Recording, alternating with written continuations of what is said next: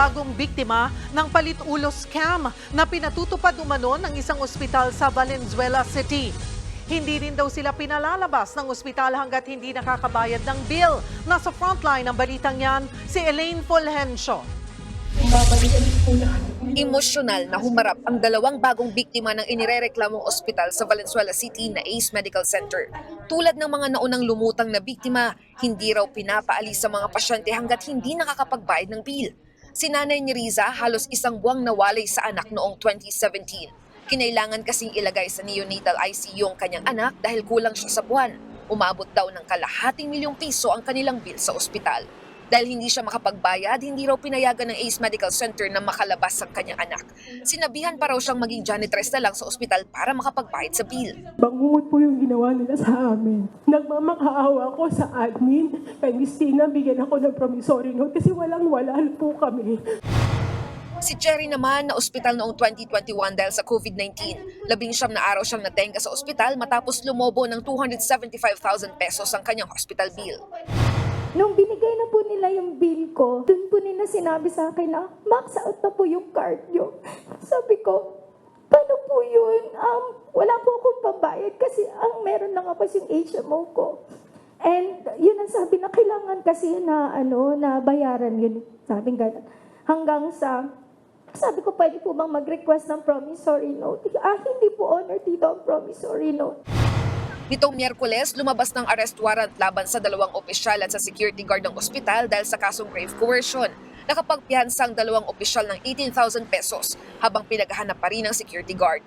Ang modus ng ospital, hindi palalabasin ang mga pasyente hanggat hindi raw nakakapagbayad ng bill. Pati ang mga bantay nila, hindi rin basta-basta pinapalabas kung walang kapalitan sa loob. Dahil dito, ipinasa ng Valenzuela LGU ang Anti-Hospital Detention Ordinance. Ipagbabawal dito ang pagdidetain sa mga pasyenteng hindi makapagbayad ng bill.